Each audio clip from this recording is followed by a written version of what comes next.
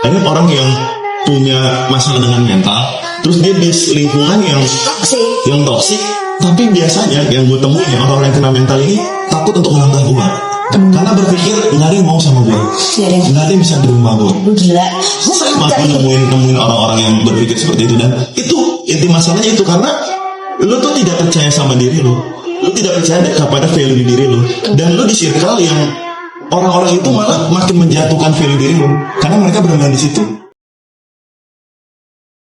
Kadang kenapa orang itu stay di toxic relationship, ada ketakutan di situ. There is a fear about being alone. Nanti gue sendiri, siapa lagi sih yang mau sama gue? Coy, waktu lu ada punya relationship dengan narsisistik, apa yang bikin lu tahu dia itu begitu gitu ya? Gue bilang, pertama gue merasa lebih banyak ngasih ya dibandingkan gue nerima. Terus gue ngerasa tuh apa aja yang gue bikin salah gitu. And I feel angry most of the time. Dan gue gak suka diri gue. Ketika gue sudah mempertanyakan nilai value gue jadi merasa ini toxic nih relationship ini. Gue juga jadi toxic di relationship itu. Kalau kitanya nggak punya self awareness yang tinggi tentang diri kita jadinya nggak tahu perbedaan gue sebelumnya gimana dalam relationship, sekarang gue gimana dalam relationship. Ask yourself aja, sebenarnya your ideal relationship itu tuh seperti apa? Iya. Dan yang sekarang yang kalian alami itu seperti Kayak apa? Mulai bertanya ke diri sendiri, dulu gue nggak gini, kenapa gue sekarang jadi begini ya?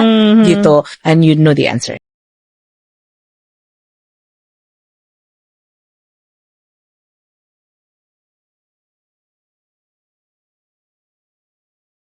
Karena kamu selalu berpikir bahwa kamu gak akan pernah bisa nemuin orang yang lebih baik dari dia. Padahal itu salah. Percaya deh sama aku, setelah kamu lepasin dia, bakalan ada seseorang yang jauh lebih tulus datang ke kamu.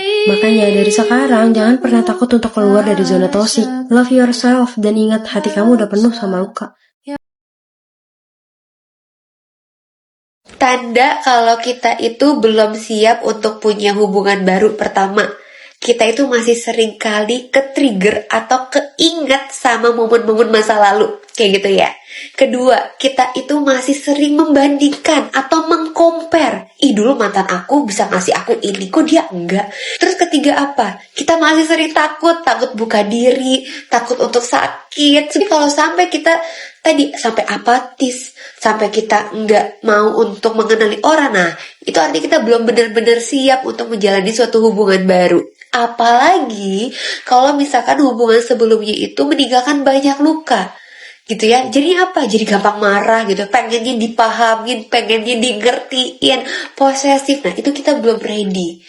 Karena kalau kita udah ready, kita tuh siap untuk membuka diri, terbuka, kita siap untuk menerima